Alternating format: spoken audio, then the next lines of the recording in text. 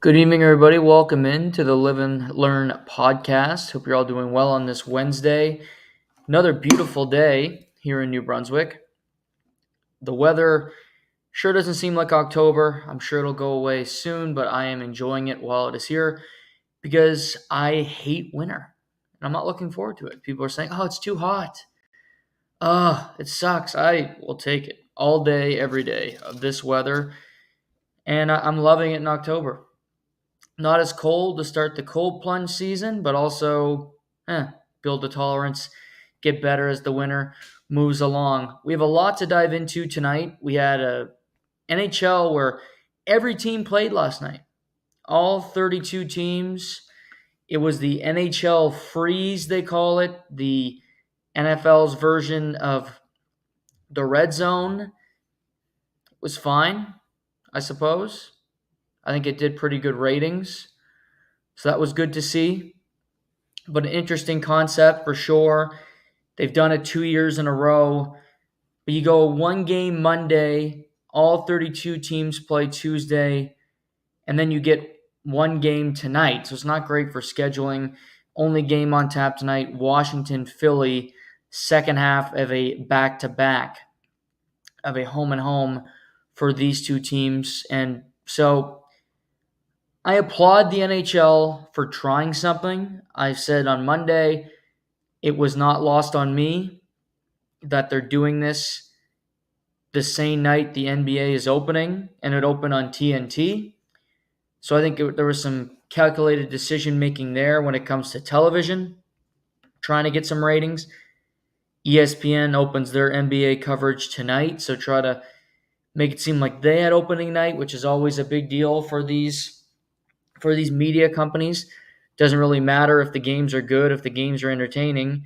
It's just about having it on your station. It's the last year for the NBA on TNT to have NBA coverage, for the last year in all likelihood for Inside the NBA, the greatest halftime show of all time. And we'll talk some NBA later on in the podcast with the start of the season, storylines, interesting gambling angles. So that is forthcoming. Well, let's open with quick hits and go through last night. Leafs get blown out in Columbus. Vancouver Canucks win their third straight in Chicago. Calgary's played 6 games. They still don't have a regulation loss. Colorado's won 3 in a row. Nashville gets their first victory over the Boston Bruins. So a lot of different things to chat about, a lot of different things to look at, certainly. I would say last night, the NHL, you saw a lot of what we've been seeing. And I'm going to get into it in a bigger scale in the Atlantic Division when we get to our 3 feature stories. But there's a lot of inconsistency.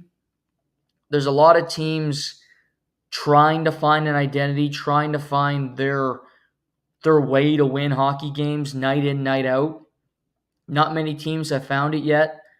The Rangers being one of the few that have. They know who they are. They're sticking to the game plan that made them so successful last year. So that's been impressive. But there's every other team seemingly will take 2 steps forward, 1 back, then 2 back, 1 forward. It's trying to find some balance, some consistency, some level of play that you're happy with. But not many teams are. Not many teams are playing all that well. One great one night, horrible the next. And there'll be teams that rise to the top that are better than the rest. But certainly, it's been a lot of, okay, you're okay here, you're okay there. Certain areas you struggle. So just something I've noticed early on in the NHL season. Last night, a Washington team, good start to the year. Vegas gets a win. Senators shut out Utah. Impressive. San Jose's played 7 games. They still don't have a win. That's suboptimal. We'll get to Edmonton in a second. Minnesota is 4-0-2. Doesn't have a regulation loss after 6 games. So some teams just flat out have been pretty damn good to start the season. Some are struggling. Some are still trying to find an identity, find consistency, how they want to play night in, night out. But some entertaining games. Some players who have been really good for their respective teams. Kaprizov for Minnesota. Brock Faber for Minnesota. 2 names that jump off the top of the page that you might not think about, but they're both fantastic players. They just play in a small market. Other quick hits. The Kansas City Chiefs, the reigning 2-time defending champions, traded for DeAndre Hopkins today of the Tennessee Titans. D-Hop's a 5-time Pro Bowler, a 3-time first-team All-Pro. Most of that was with the Houston Texans. He's not an elite wide receiver anymore, but he can still play. Kind of a 50-50 ball guy. They're without Juju currently. They're without Hollywood Brown. Travis Kelce is older. Not what he used to be when it comes to production, when it comes to just getting it done consistently. So all of that being said, they needed a receiver. They needed somebody who was going to come in and be that number one. And in this offense, he'll be a number one, but I think it'll be different. I don't think this is a Super Bowl winning trade. If the Chiefs win their 3rd straight Super Bowl, it'll be because of their defense and not their offense. But it does help Patrick Mahomes.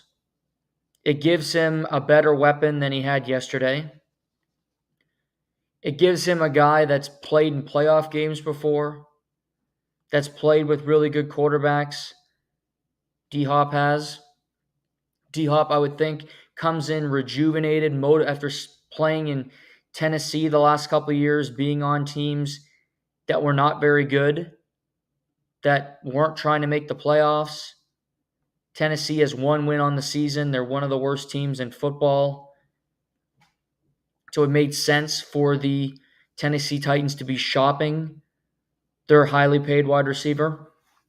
And they only get a 5th rounder in return that can become a 2025 4th rounder, depending on success of the Chiefs and success of D-Hop, the player, and his numbers. The interesting thing is I actually brought his name up on Monday, so I'm glad this happened because I'm like, okay, that makes sense. This could happen. But Cooper Kupp was, and I think still will be, on the trade market. He was great the first couple weeks. He was then injured in week 3 and has not played a game since. However, he's been activated from the IR, him and Puka Nacua. And it looks like both wide receivers will play for the Rams tomorrow night when they host the Minnesota Vikings on Thursday Night Football. The Rams are 2-4. Cooper Kupp was arguably the best player other than Aaron Donald during their Super Bowl run. Set records during that season, how productive he was. Has been injury plagued since. But I think if the Chiefs could have gotten Cooper Kupp or could have gotten DeAndre Hopkins, they would have picked Cooper Kupp. But he makes a lot more money, more years on the contract. They would need a 3rd team to eat some of that money for them, and all likelihood for a draft pick compensation, but it was more complicated. I think they wanted a player now. I'm not sure the Rams will end up trading him. So Cooper Kupp remains in Los Angeles, and DeAndre Hopkins ends up in Kansas City. The Rams are 2-4. If they could get healthy, they could compete in their division. San Francisco's 3-4. Seattle's 4-3. Cardinals are 3-4. Rams are 2-4. They're very much in the mix, despite the fact that they missed an entire offensive line and 2 receivers in everything that they battled through so far. They're still here, still playing. So there's 2 weeks until the trade deadline. 13 days. I think these next 2 weeks for the Rams will be important. One of their games is on a Thursday, on a short week, against a team with 1 loss. The Rams, then, I'll let you know currently, the Rams then go to Seattle November 3rd. So they have a mini bye and then play at Seattle. That's their last game before the trade deadline. A division game that'll be very important.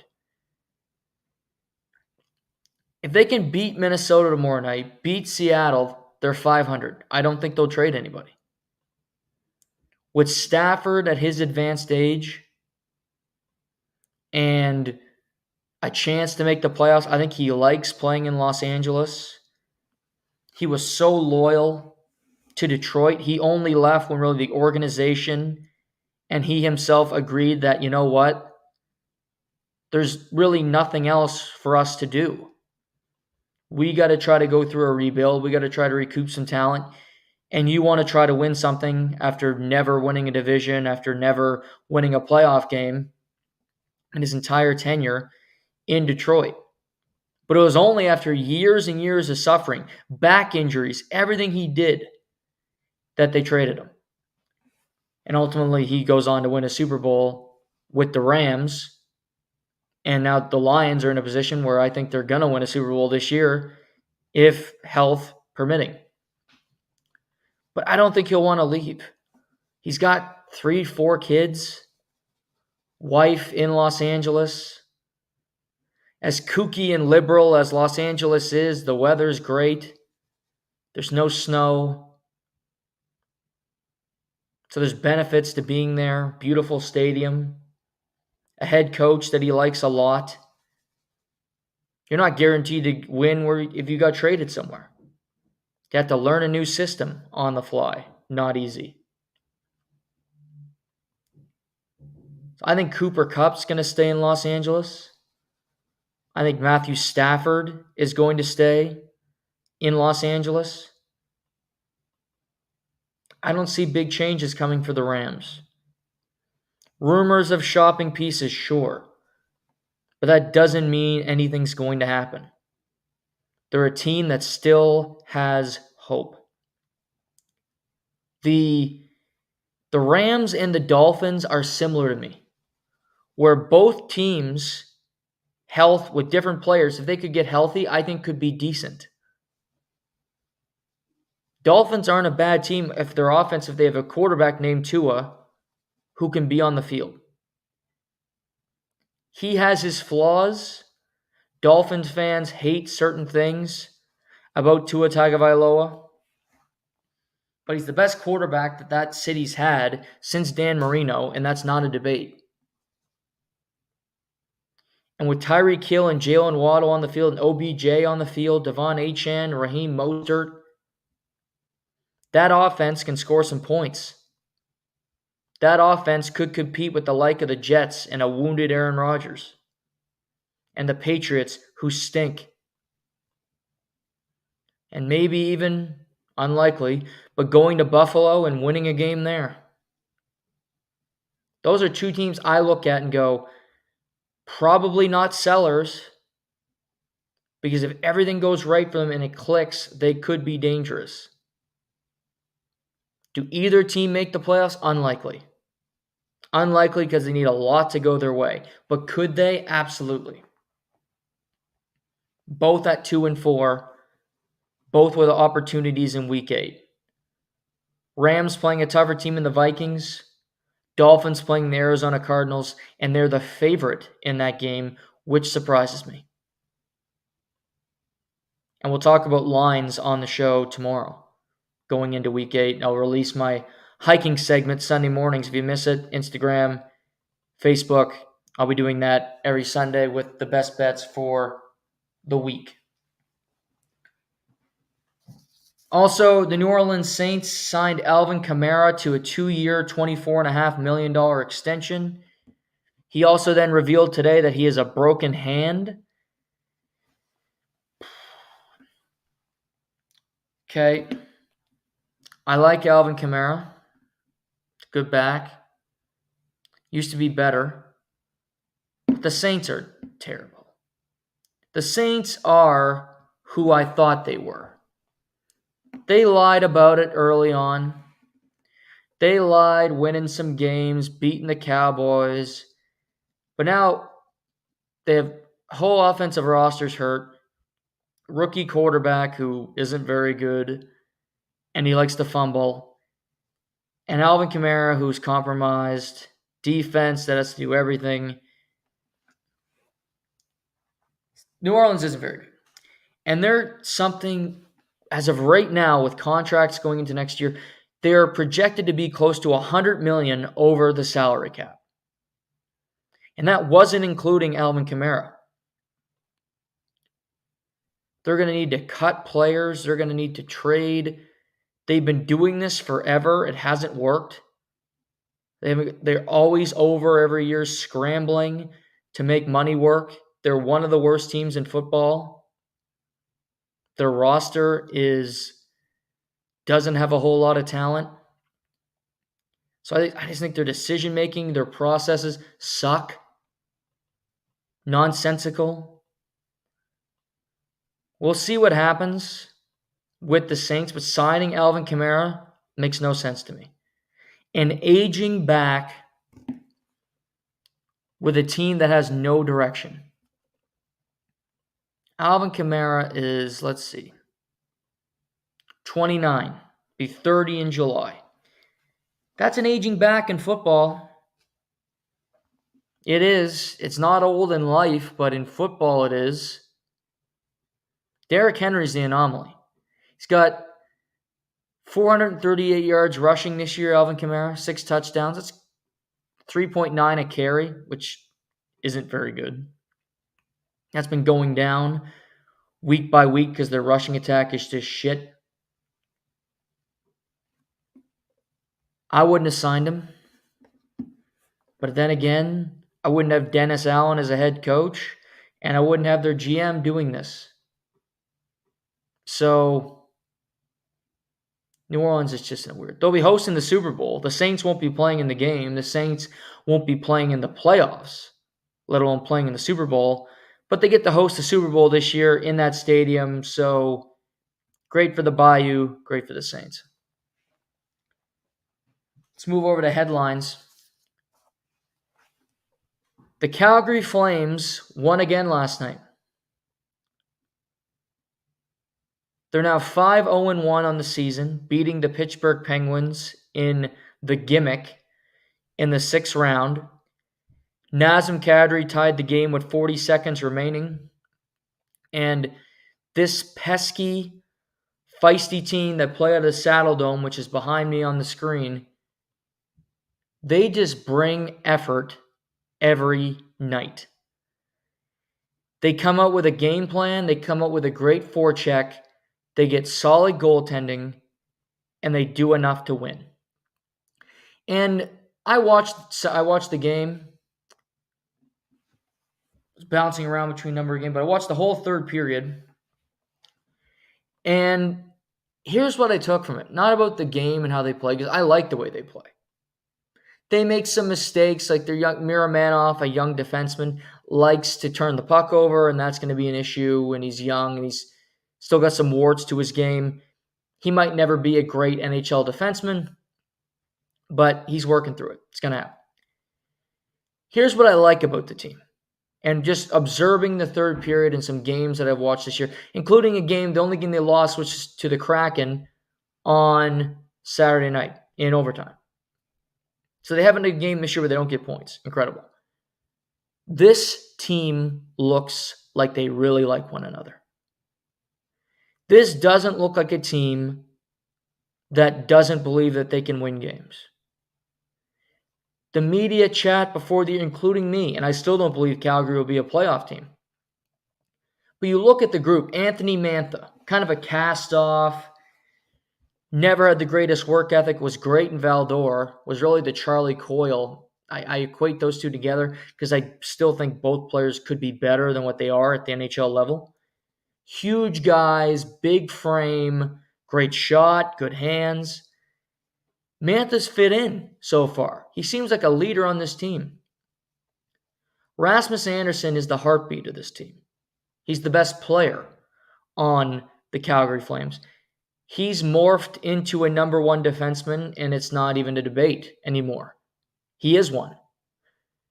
If I was you a bunch of hockey sticks and you're picking players, just pointing them. If I did take Rasmus Andersson or Morgan Riley on my team today, I'm taking Rasmus Andersson, and anybody can take Morgan Riley, and you'll be happy. It's not putting down Morgan Riley. I'm just telling you how I see him. He's in that upper echelon. Calgary's a bad team with a number one defenseman.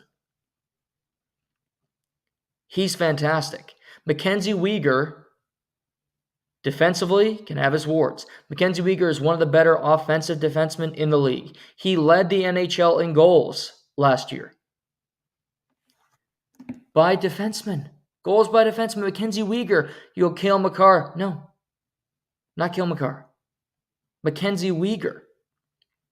Make that make sense. He did it. Good player. I think he's got good intelligence. Scored another goal last night. He's got 3 goals in 6 games on the season. Mackenzie Weegar. He's been really good. Blake Coleman. Heart and soul guy. Stanley Cup champion with Tampa. Works his tail off. Is just a competitor. That's how I would describe him. A guy that competes. Takes checks. Take a hit to make a play. A leader of this team. Huberdeau's been good. Point per game after 6 games. He's in it. He's showing something. They don't got to play him big minutes. He's been good. Proud of him. How about Justin Kirkland? Great story from this kid. It's been around a long time, Justin Kirkland. Played in the A, long time. Played a bunch of different spots. Started his career with the Ducks, then was a Desert Dog, now a Calgary Flame. Made the team out of camp. 3 points in 5 games, and he had the gimmick winner last night in front of that home crowd.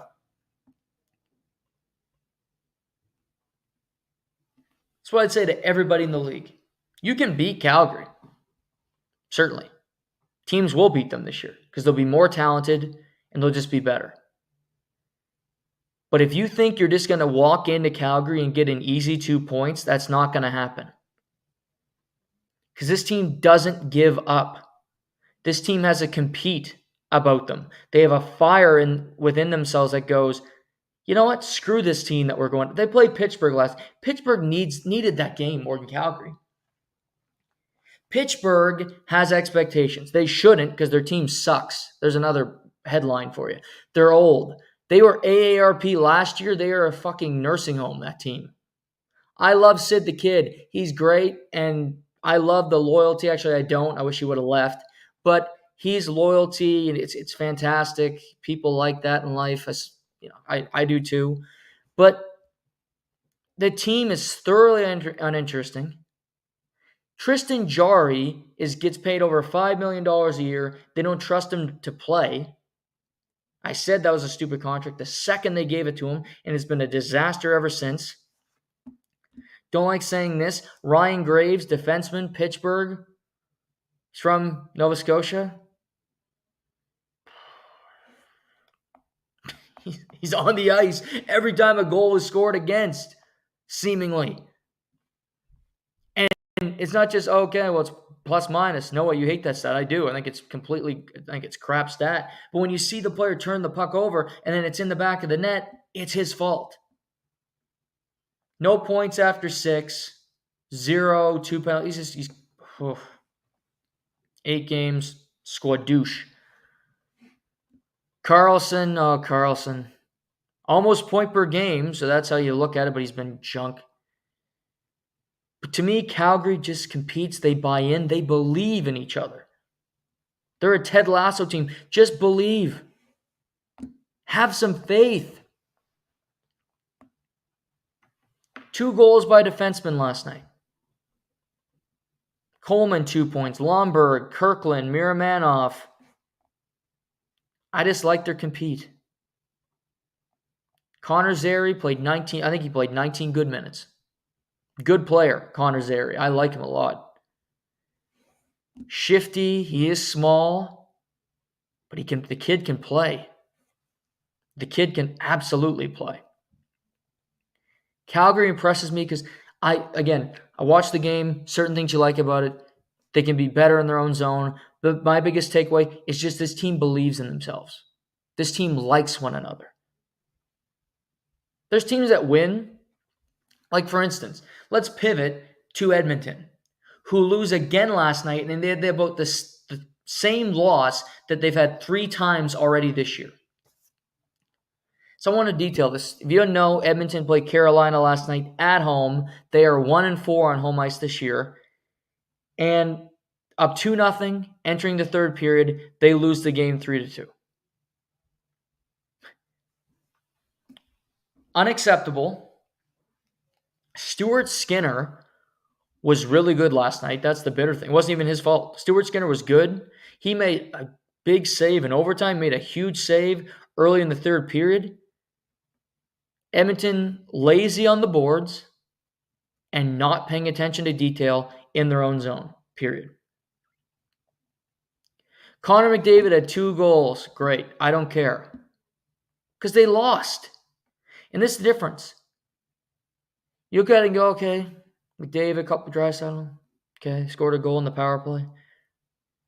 You got to win that game.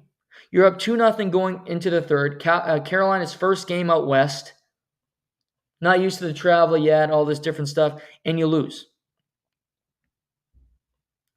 And a couple of guys for me. Like, this Edmonton team does not look like they're having fun. Doesn't look like they like one another. Zach Hyman is playing as if he's Muhammad Ali and he's supposed to win every fight. He's a bit piece player, is what Zach Hyman is, but he plays with Connor. He's played 7 games this year. He doesn't have a point. Nothing. Scored 50 goals last year, Zach Hyman. My advice to him would be, don't worry about goal scoring. How about worry about playing good in your own zone? How about worried about being attention to detail? Zach Hyman knows what it's like to play with 2 line mates that don't give a shit about anything defensively. He did that with Matthews and Marner for like 5 years. So don't go back into that mindset. Don't go back into, let's cheat, let's do this. You're not that type of player. You got to the league because you throw hits, block shots, back check, and get to the front of the net and tap in goals. You're not a fucking superstar. You're a good player with better line mates. But not being in your position, not being attention to detail, not having the intelligence to know what the hell you're doing in this.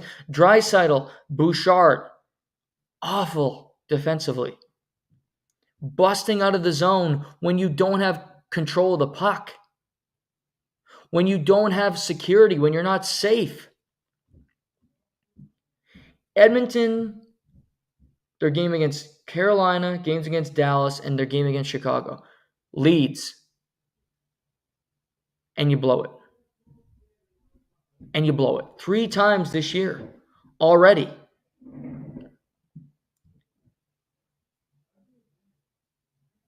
And I just go and think, this team will get better, yes. We're like 7 games in, and this team looks like they have so much pressure on themselves.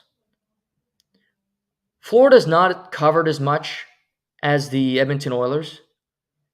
But Florida was covered last year. Good team. They made the Stanley Cup final the year before. I don't think Florida had this kind of pressure last year. And Paul Maurice is a boisterous coach. Paul Maurice is old school. He puts pressure on his kids, on his players.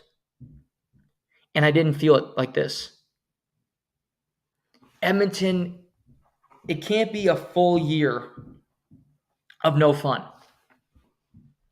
A full year of just being so on edge going into work, because I don't think it's going to work. Needs to be some balance. But for this team to win, forget about McDavid, forget about Hart trophies, forget about any of that crap. It's about just fundamentals. Fundamentals, being in the right position, being available. Be on your boards to get the puck out and don't break out of the zone before you have control of the puck, before your defenseman has a play. Draisaitl in particular. They don't care about that side of the game. It's the side of the game that will win you or lose you, ultimately. You have to care about it because other teams will, and they might not be as talented, but they'll take advantage of your mistakes and make you pay.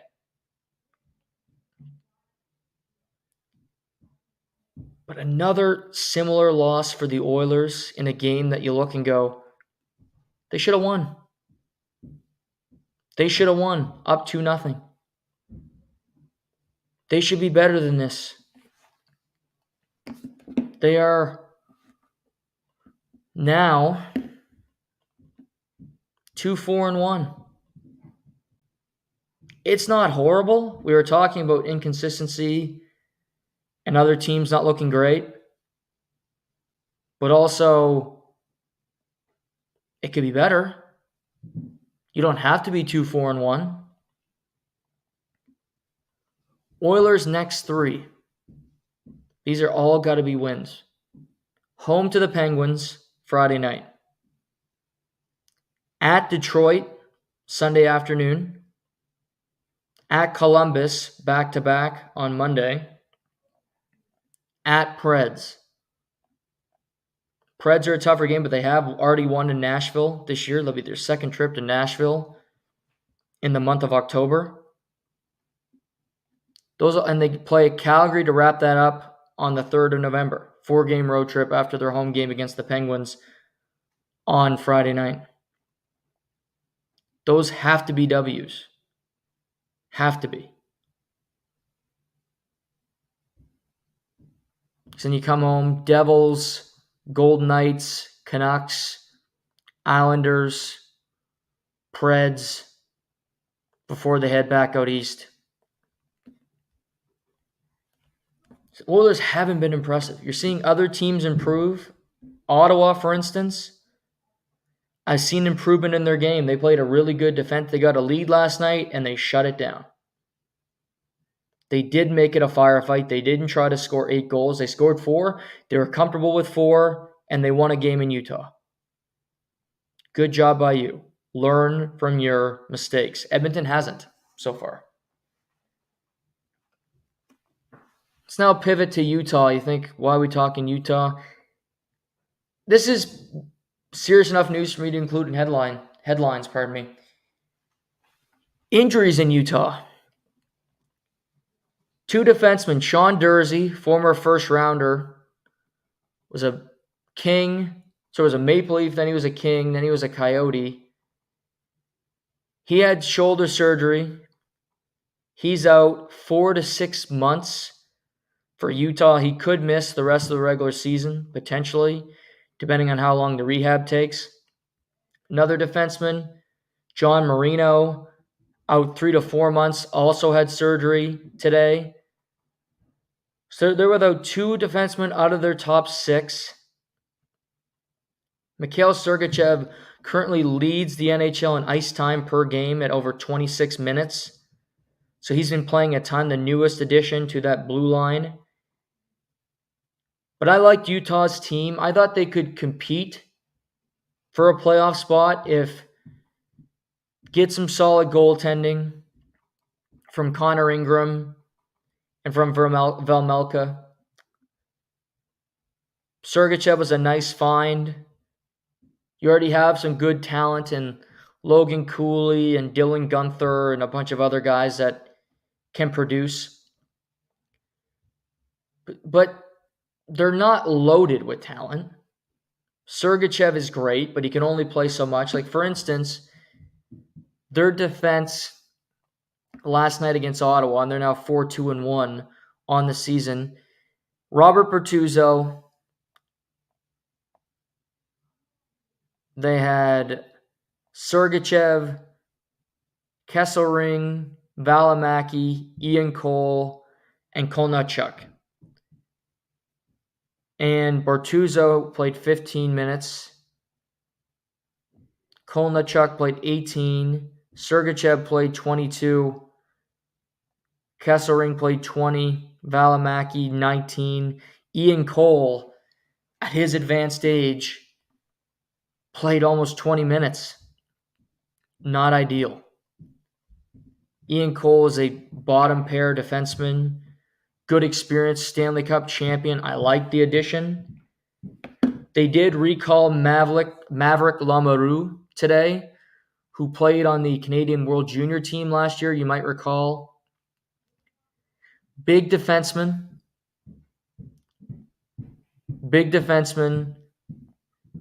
20 years old, will be 21 in January. Played for Drummondville for 4 years. Has 3 points in 4 AHL games so far this year. He gets recalled today. He could make his NHL debut as soon as, I believe they're in action tomorrow. They are in action tomorrow against the Colorado Avalanche. So we could see Maverick. It's going to have to be by committee. Sergachev's going to have to play a ton of minutes. But these injuries can crush a season because they don't have the depth. And you're missing 2 top 6 defensemen. You're asking other guys to play bigger minutes. You're asking your goaltenders to be better than they necessarily are for Utah. So just brutal injury. Sean Durzee's a good young defense. I like him. 4 to 6 months, just tough. So this likely eliminates their chances of making the playoffs. I think they could have been in the mix. Maybe they still will. I don't rule them out, but it's a whole lot tougher. You needed those guys available. You needed them to be there. And you don't have them anymore. So tough break for Utah. Also injuries today. Robert Thomas, assistant captain of the St. Louis Blues, is out 6 weeks with an ankle fracture. That happened to him last night in their loss to the Winnipeg Jets, who remain undefeated. So that's another piece of news. St. Louis also extended Jake Neighbors on a 2-year, $7.5 million deal today. That's $3.75 million per. Good player. Solid deal. It's not an overpay, shorter term, kind of a bridge deal for both sides. So St. Louis signs a player, but they also lose one of their best players on their roster for 6 to 8 weeks, so possibly 2 months for Robert Thomas being out of the lineup for the St. Louis Blues. Okay. Monday night, the Toronto Maple Leafs look fantastic. They dominate Tampa. Matthews, Nylander, Marner, everybody getting on the board. Anthony Stollart's best goaltender in the NHL. And they played great. They were by far the better team. They dominated the puck. They attacked. They had it. Tampa couldn't breathe. And then you go, okay, great win. We got Columbus on a back-to-back. And I heard via TSN that their travel was tough. And they only got into Columbus late. I don't think Toronto to Columbus is that far of a flight, but nevertheless, who's the assistant to the traveling secondary? George Costanza? Get somebody else. But they got there late. That was talked about in the first intermission. I read that this morning. Didn't listen. No sound. Don't care. But apparently I don't know if that was an excuse made from TSN. I don't know the context of it. I saw it, so I'll bring it to your attention. It's not an excuse, what we're just going to talk about. But they went into Columbus and had a complete no-show. Let's be honest. Maple Leafs had their worst game of the year. They played like absolute crap in front of the Hildebeest. They were loose with the puck. And the most positive thing you can take from the game is that Nick Robertson scored a goal, and now his confidence is back, and he'll be riding high the rest of the year. Whether that's true, TBD. But looking at this whole thing, so we're 7 games in. It was their first bad game. And if you think about it positively, to go 7 games and to really not have a stinker, that's pretty good. Edmonton lost to Chicago 5-2. Think about it that way. Chicago, not a good team. Not at all. Just going through other games where you go, a bad team beat a good team. If you want to look at it that way. Well, Buffalo beat Dallas last night. They didn't blow them out, but they beat them. Minnesota beat Florida 5-1. That's not a good loss. Not a good team. Let's keep going. They're the Rolodex of games. Nashville lost 5-2 to Detroit. I think that's a bad loss. That's bad. Let's see. Anything egregious? Anything super egregious here? Nobody's losing to the Sharks yet, so I can't use that fun example. I won't go through the whole list with you. But back-to-back travel, sure. And Edmonton's had a bad loss. Vancouver's had some bad losses. Games you should win. So it happens, certainly. I am not going to jump the shark and say this is overly concerning because I need to see how they play tomorrow and going forward. If this is something that happens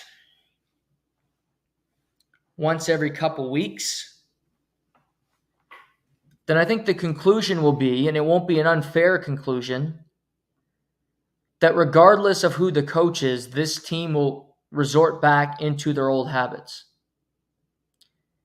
Because the Toronto Maple Leafs on Monday looked like a Craig Berube team. The Toronto Maple Leafs last night looked like a Sheldon Keefe style team on a back-to-back. They were careless. They didn't have structure. They didn't move their feet. Nobody was good for the Maple Leafs last night. Nobody. Their McCabe defense pairing with Ekman-Larsson, that was Ekman-Larsson's worst game as a Maple Leaf. That defense pairing was dreadful last night. Matthew Nyes was no good. Marner, Matthews was crap. Tanev was horrible. So it's one game, just like Monday is one game. So my takeaway from this is chuck away both. Because you can't look at it and go, well, they're a great Monday, that's who they are. And you can't go, and well, they're awful Tuesday, that's who they are. Because the optimistic side is, well, we were great on Monday against a better team. When we play the better teams, we'll beat them. There's no proof to that. I like this team, the Toronto Maple Leafs team, a hell of a lot more than I did under Sheldon Keefe. But last night was embarrassing. That was a pathetic performance. No other way to look at it. Craig Berube will not be nice to his team today. Sheldon Keefe was afraid to anger people. He was afraid to really dig in. Chief won't. Chief will attack. He's healthy scratch people already. He makes tough decisions. The bigger thing for me, if I'm looking at it, is, okay, you lose to Columbus on a back-to-back. That can happen. Third-string goalie. But you'd want some effort. I want my best players to show up and at least give me something. They didn't. Austin Matthews might as well have been in Arizona last night just taking a break because he didn't play. He was dreadful. Nick Robertson scored a goal. Woo! Great. His family and my mother are happy with that. Other than that, he scored a goal finally. Took him 8 games to do it. Whippy. Other than that, Monday, they were fantastic. They dominated Tampa. They'd love to play Tampa in a playoff series because they play incredibly well against them. And they know how to score goals on Andrei Vasilevsky. Many teams in the league don't. They do. They have his number. They have for several years now. So, it's interesting.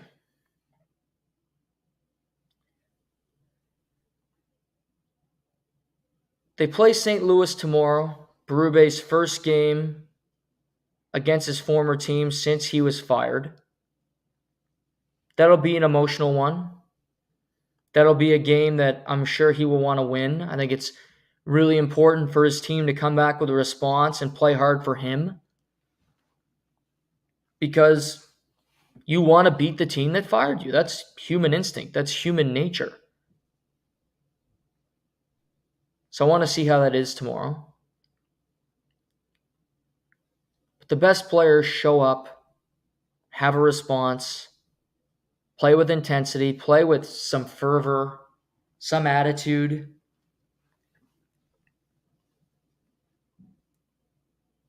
I would say if you're looking at the Maple Leafs through 7-8 games, they're still lacking in the bottom of their lineup, and every team is. Every team is. But Pontus Holmberg, to me, has been a non-factor to start this year, and he's played every game. Ryan Reeves is a virtual non-factor. Nick Robertson scored a goal. That was nice. Pacioretty scored on Monday. But I don't see speed down there. I don't see anything spectacular from the bottom of their lineup that really makes me jump off the page. And the Maple Leafs will have to make a decision soon because Calle Jarnkrok is going to come off IR. And when he does that, he makes a decent chunk of change. They don't have the salary cap for it right now. Somebody's going to have to go. Somebody's going to have to get waived. Somebody's going to have to be traded, potentially. Could that be Nick Robertson? TBD. There's no reports on that. I'm just telling you. You look at, you deduce it, and try to figure out. Could be Timothy Liljegren, who doesn't play and is just sitting there as an extra defenseman. Perfect world, you don't want to lose him for nothing on waivers, but also he's not really playing for your team. Your coach doesn't really trust him. So what do you do here?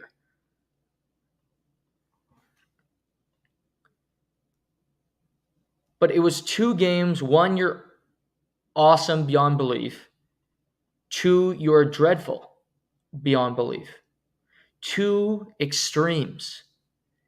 And that's if you're a Maple Leaf fan, you go, I want to see this nipped in the bud. We've been this team. We've been ups and downs. We've been inconsistent. Play awesome against the good teams. Play awful against the bad teams.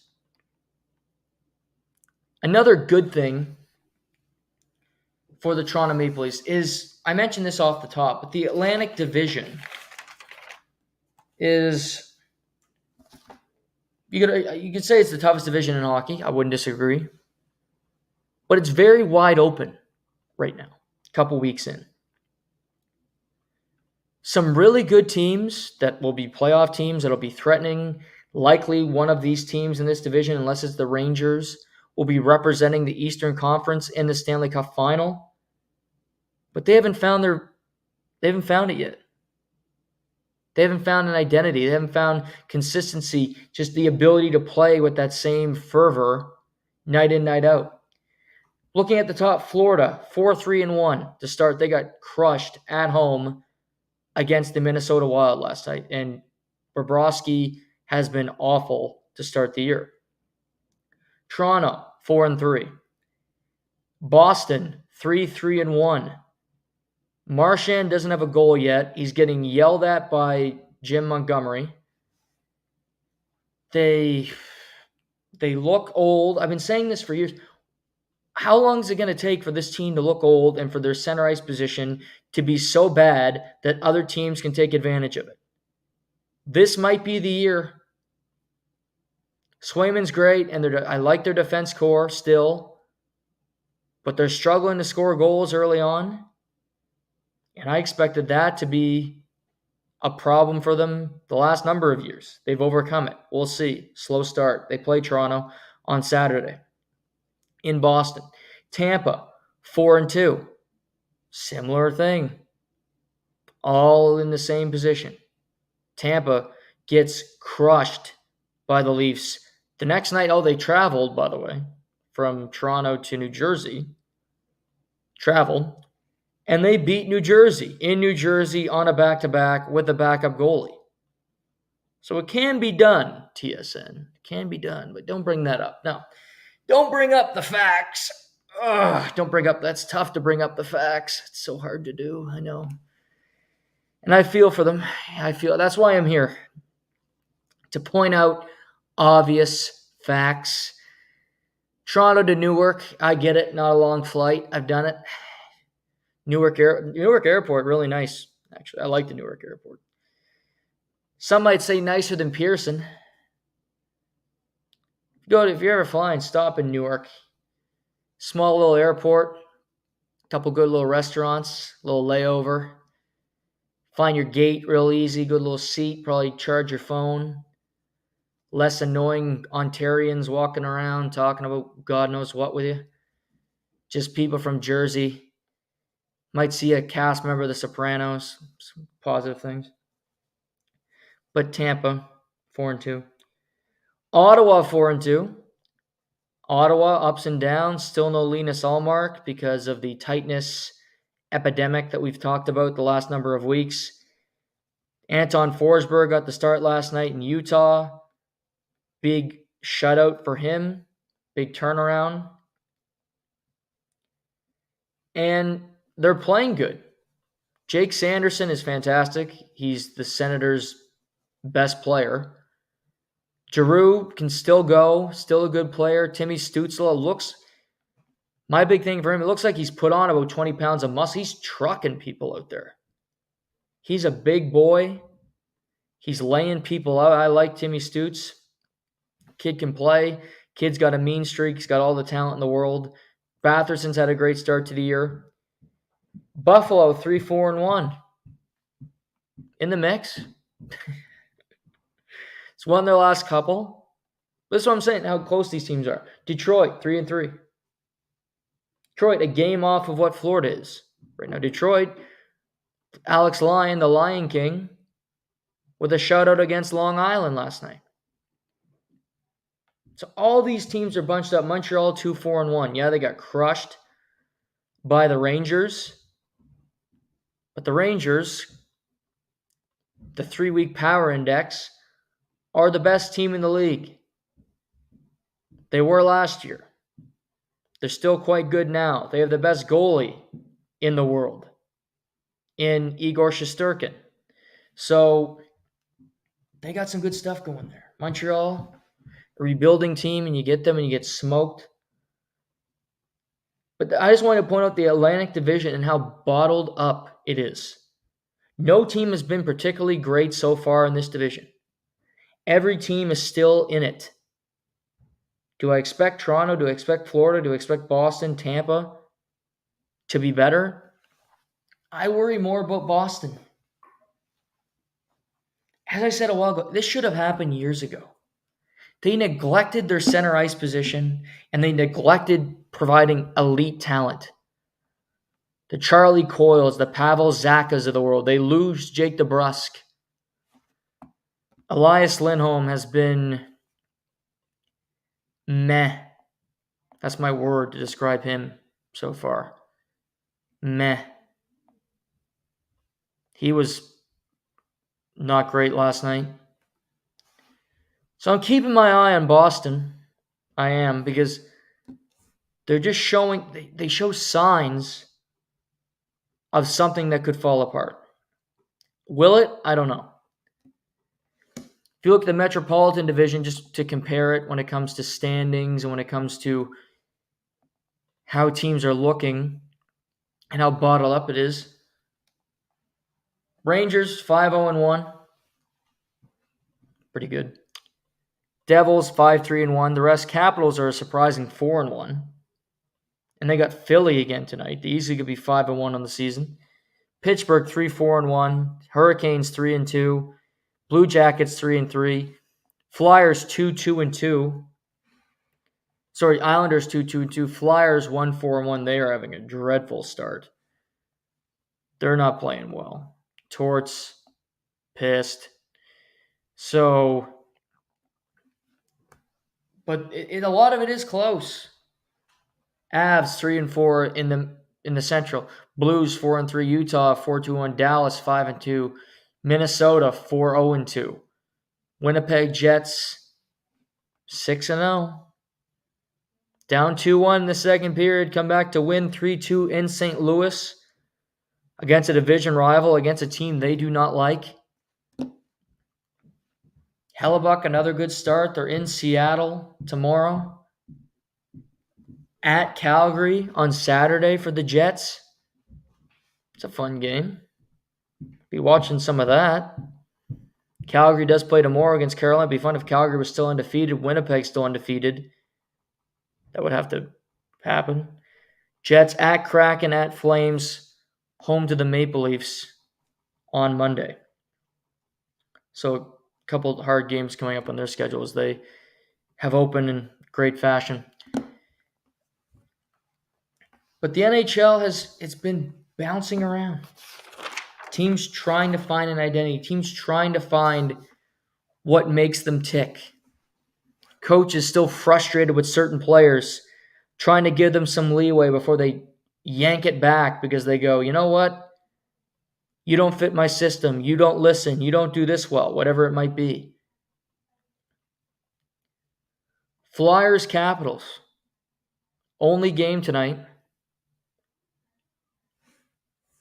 Not a great game, I will say. But we still have NBA starting, so watching some of that tonight. But tomorrow on the pod, we will talk hockey tomorrow. We'll get into just a weekend preview. There's some games on Saturday, like talk about Flames, Jets, that are really good. Leafs, Bruins on Saturday as well. So we'll look at the weekend, some of the games. We'll preview some of them tomorrow. But really interesting start to NHL. So Cale Makar leads the NHL in scoring currently. What a player he is. Just a human dynamo. And also quietly, the Canucks have won 3 in a row. So good for them. And Pettersson had a good game last night. So happy for him. All right. To football. 2 different things I want to talk about. One's quite sad and one's amazing. Let's start with the negative, move to positive. The Tampa Bay Buccaneers are a good team, but unfortunately, I think it's over for them. On Monday night, the Bucs lost to the Ravens in a game that finished with only a 10-point difference, but it was very much a beatdown in Tampa for the Pirates. But the bigger news was Mike Evans re-aggravating a hamstring injury, which will force him to miss the team's next 3 games at least. Might be able to return after the bye. And in bigger news, Chris Godwin, who was top 3 in receiving yards in the NFL, had 6 touchdown catches on the year. Top 3 in receptions. Fractured his ankle and needs season-ending surgery. His season's over. Mike Evans is out for the next 3 games. The Bucs are 4-3 and have a really tough back half of their schedule. Yes, They play in the NFC South, but I still think I love Baker Mayfield. He's been playing so well. That team believes in him. They compete. But sometimes you just can't survive injuries. You look at the Bucs, they still have Sean Tucker, Bucky Irving, Rashad White at running back, who are all a really great three backs.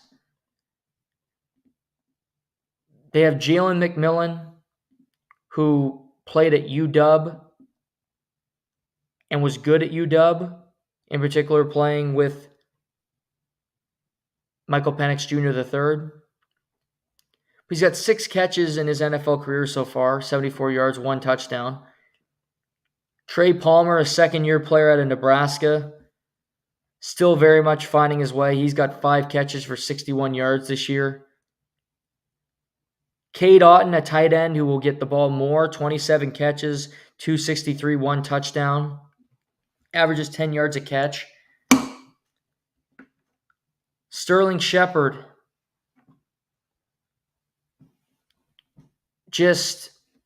he's another guy. He's bounced around, was on the Giants for 8 catches for 93 yards. So all these guys don't even have 100 yards receiving. They had Cam Johnson, who they liked. He is on IR. Done for the season. So they're completely depleted. They're wounded, beat up. And I go, it's too bad, because I like their team. I think Todd Bowles is a good head coach. I think they are better than teams in their division. I do think they're the best team. But with these injuries, and then you go to their schedule. So this is the Bucs schedule. This upcoming weekend, they host the Falcons. Remember, they played them on a Thursday night a couple weeks ago. Was an awesome game. The Falcons will likely be the favorite going into this. Following Monday, at Kansas City. Next Sunday, they host the 49ers. At Giants, after a bye, easier game. At Panthers. Okay, well, you go, okay, maybe we have 6 wins after that. 6-5 after 11 weeks, potentially. Raiders. Okay, maybe 7-5. Then you go Chargers, at Dallas, Panthers, Saints. Maybe they can overcome it. Maybe. But I look at Atlanta, who are frustrating because they lost to Seattle this past week, and they should have beat Seattle because they're better. Falcons go at Bucs, host the Cowboys, at Saints, at Broncos, host the Chargers, at the Vikings, Raiders, Giants, Commies, Panthers. That's a pretty easy schedule. I think the Falcons get to at least 9 wins. I don't know if the Bucs can. Maybe both teams get to 9 wins, but if the Falcons beat the Bucs twice, they'll win the division.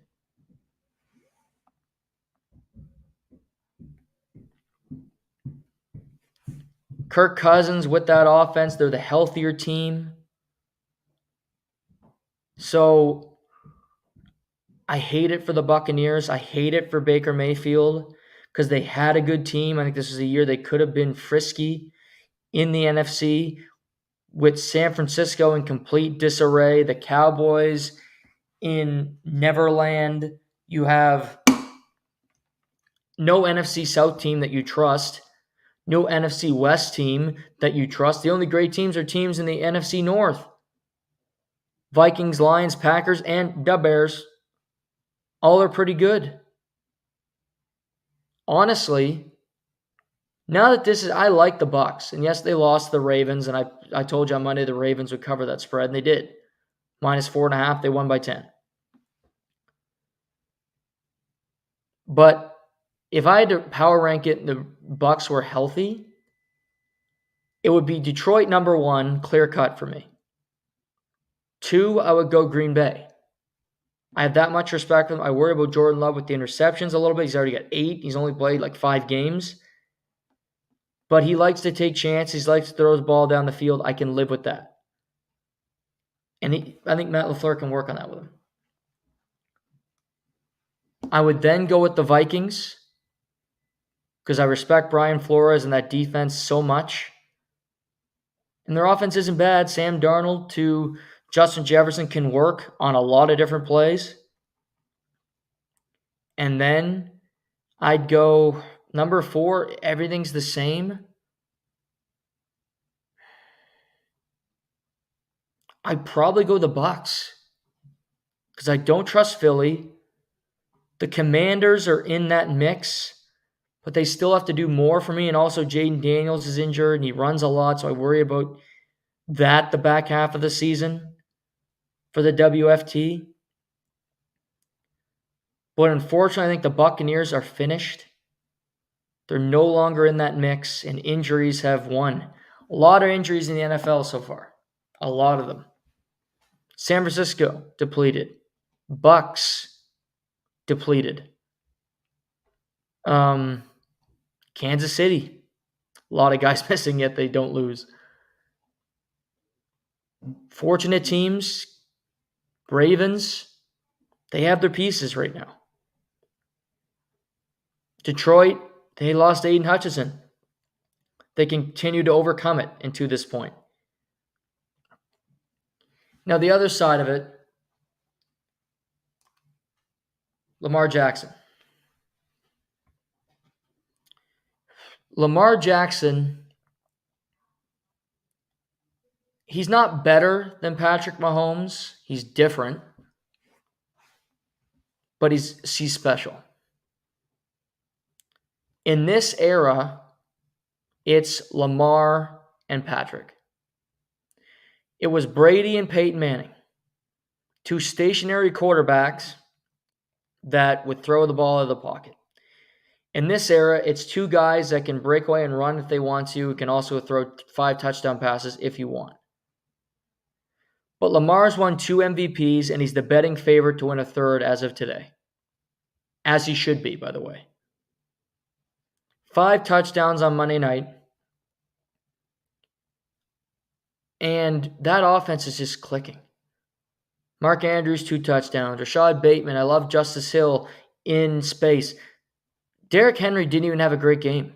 If you watch that game, he doesn't get to 100 yards rushing until the tail end of the 3rd quarter. He had 30 yards rushing. He was bottled up. Lamar was doing it all himself. But then you go, you might turn the channel. You might be watching that shitty Leafs game on Prime. Then mollywop the Lightning.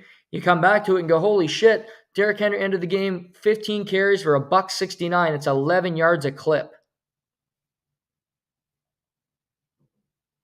He leads the NFL in rushing by a wide margin. The Ravens have outrushed their opponents this year by 977 yards, which is the 2nd most after 7 weeks in NFL history. And you look, Lamar, 4th in passing yards. That used to not be his thing, Lamar Jackson. Passing yards. Oh, he can't pass. He can't do bullshit. Passing touchdowns. 2nd place behind only Baker Mayfield. Rushing yards, Derrick Henry, 873. Rushing touchdowns, 1st place, Derrick Henry. Interceptions, Marlon Humphrey of the Baltimore Ravens.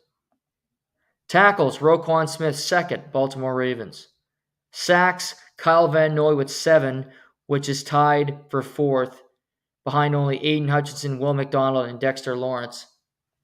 So this team needs to improve defensively. They're not great defensively right now. They give up over 30 points a game.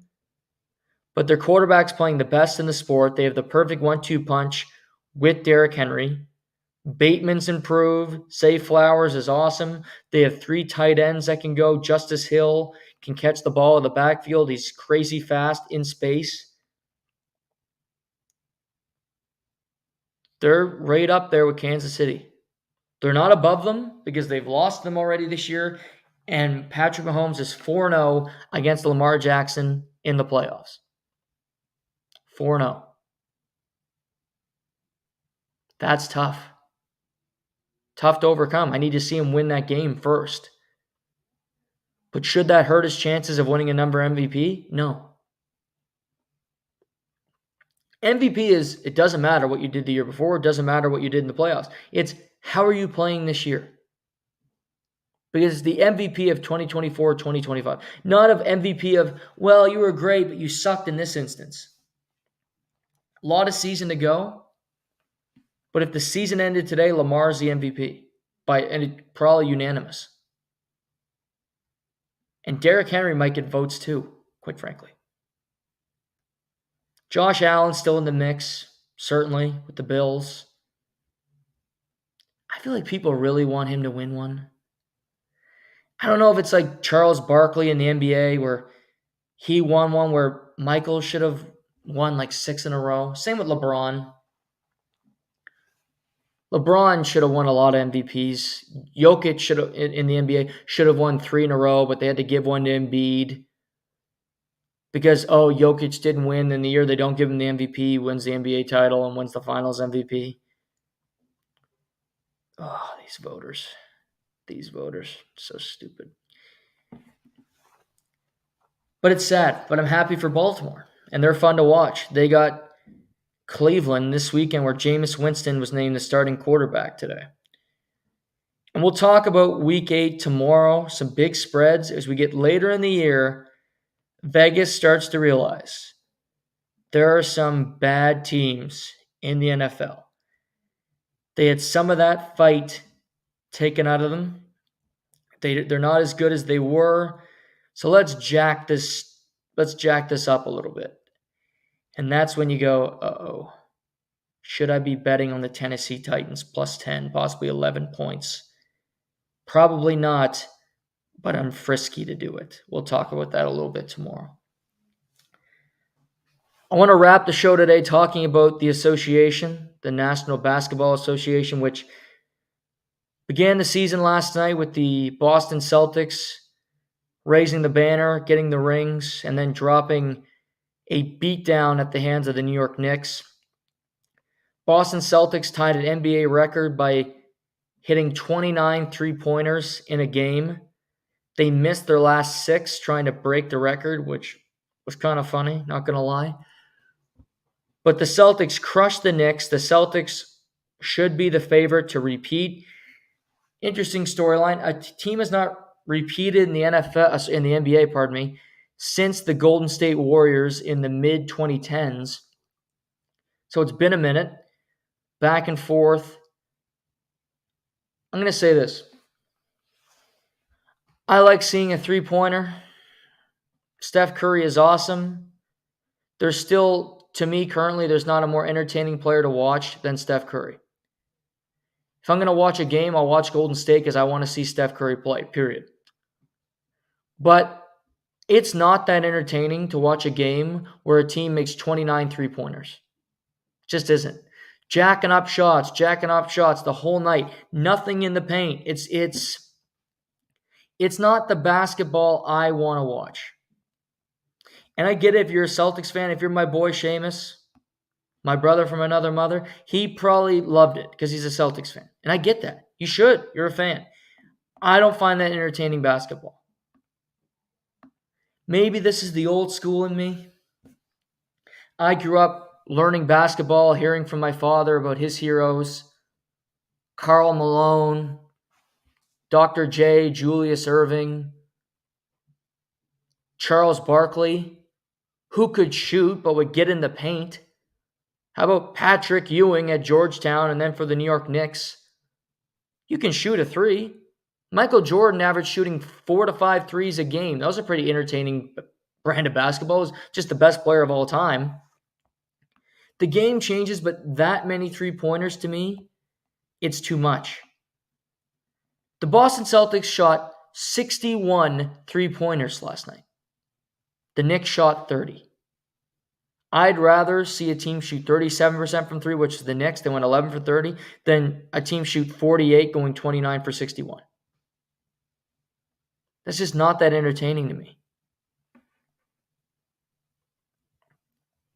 And yet, it's something else. But that's how the Celtics win. They have a lot of really good three-pointers. Derek White's a great three-point shooter. Jason Tatum's a great three-point shooter. Tatum dropped 37 and 10 last night. He was fantastic. I'll start off by doing this. I think the Celtics are going to repeat. I think they're going to break the streak. They likely will meet Oklahoma City in the NBA Finals, but I'm not certain about it. They're a young team. They're really good. Oklahoma City Thunder with Shai Gilgeous-Alexander, the Canadian, Chet Holmgren, Hartenstein. They got a team over in Oklahoma City. Caruso, good trade in the summer. They're at 57.5 wins. I'd probably take the over on that. And I like Oklahoma City. But the Celtics are the best team. They remain the best team. Porzingis won't play until the new year. They really don't need him before that. I think the Eastern Conference is pretty weak. Milwaukee, don't trust them. They're old. Doc Rivers is their coach. Yeesh. They're kind of a desperate team where Giannis, Middleton's like 34. Gary Trent's early 30s, and nobody wanted him, yet they scooped him up from the Raptors. Lillard's mid-30s. Lopez is like 36 years old. Their center. They're old. Giannis gets injured more and more now. Lillard gets banged up. I'm not sure they'll finish with more wins than a team in their own division. That's the Cleveland Cavaliers. I like Cleveland. They're playing the Raptors in 15 minutes. They're a good team last year. I don't think they're a good playoff team, but I think they're a good regular season team. Also out east, you go, how about the 76ers? You know their story? If you watch hockey, and you're just listening to learn about basketball right now, just stay. Don't change the channel. Just listen to this. The Philadelphia 76ers have two players, Joel Embiid, Paul George. They're both injured to start the year, and yet both were eligible to play at the Olympics, so how they're injured, I don't know. But they're injured. Joel Embiid, who's 30 years old, has already said he don't know if he'll ever play a back-to-back again in his career. 30 years old. So that hard travel that the Leafs did, Tampa did last night, he would never do that. He would never play in the second half of that back-to-back because it's just too tough on his body. And this is while he plays, 40 minutes a game. Maybe less than that, 35 to 40 minutes a game in the regular season. And he never plays that long in the playoffs. He's never been to a conference final. Paul George also injured to start the year. They've also said he's unlikely to play back-to-backs this entire year at his advanced age and his injury history. That's their two best players. And Tyrese Maxey. I don't mind the Sixers. Overall, I like their team. Jared McCain they get from Duke. PG, Embiid, Maxey's awesome. Oubre Jr., Caleb Martin, Eric Gordon. But I don't trust their big guys to play. They can't play back-to-backs. If I had to put a number at 60, I don't think they play 60 combined games together. No chance. Embiid he's never on the floor. He's never there when you need him. The Knicks will take some time to figure. I think the Knicks are better than the Sixers when it comes down to it. Celtics, we know are. They always beat them in the playoffs. So Philly is interesting. But like tonight, home opener, their two best players aren't playing. And it's basically load management to start. That's what another thing with the NBA. All three-pointers and load management. And I love the sport. I'm going to watch a ton of it tonight. I can't wait to see it. But that ruins it. Load management and just these bullshit injuries that they come up with. Also, last night, if you missed this, the Lakers beat the Timberwolves in the second game of the doubleheader. But the big story was, with about 4 minutes gone in the second quarter, LeBron James and his son Bronny checked into the game together to make history, while Ken Griffey Sr. and Ken Griffey Jr. were watching with some pretty great seats, pretty great tickets, I must say. Nike hooked them up courtside. So great to see Griffey and Sr., two of the great baseball players of all time. The picture would make sense if Bronny James was actually an NBA player, but he's not. Bronny James is an NBA player because his dad wanted him to be drafted by the Lakers. And there's no reporting of this, but he averaged 4 points a game at USC. And he also went into cardiac arrest and missed most of the season because his ticker was, and thankfully he's okay. But a player who averaged 4 points a game, missed half the season with a heart issue, is not getting picked in the NBA draft and is likely going back to USC for another season to improve, which is what he should be doing. He should be playing in college. But to me, LeBron got worried because he goes, I'm 40. I'm still really good, but who knows how much longer I'm going to be good, how much longer I'm going to have control of the Lakers.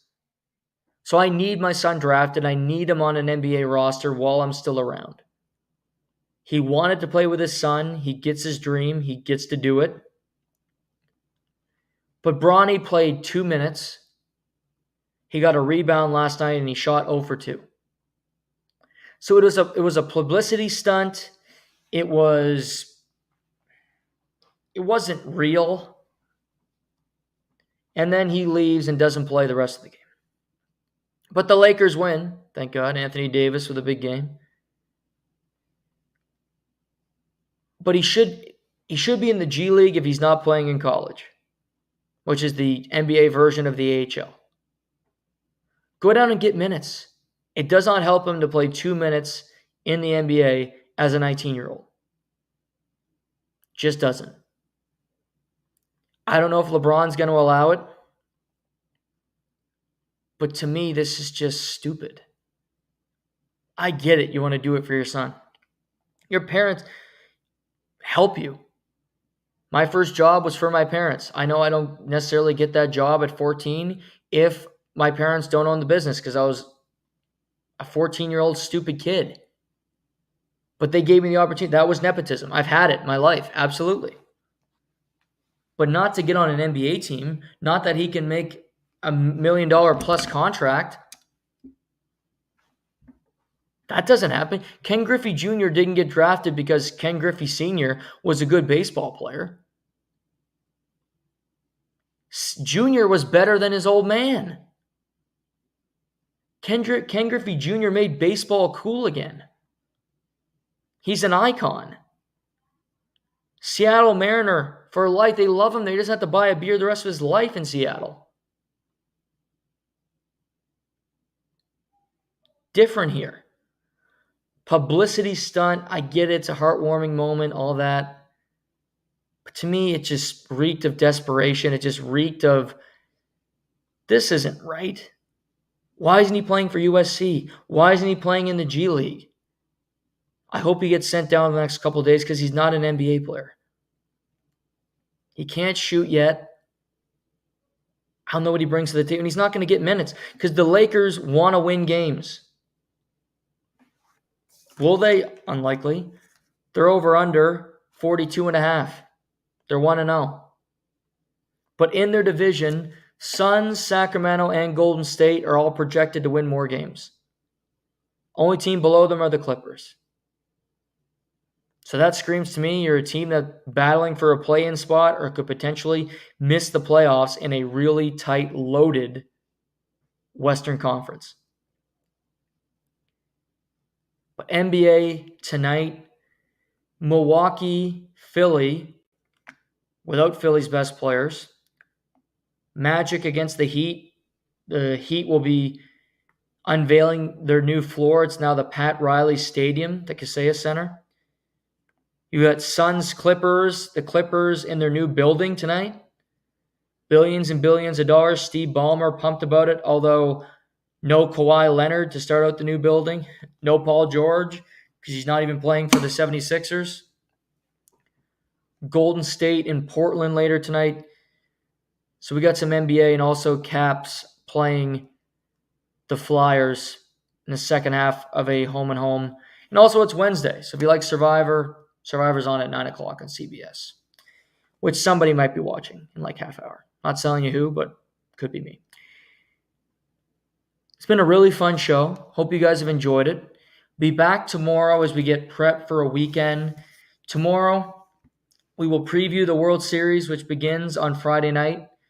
React to some of the NBA tonight. Look at Thursday Night Football and some of the lines for Week 8. And also do a preview of the NHL this upcoming weekend with some fun matchups, including Leafs Bruins on Saturday.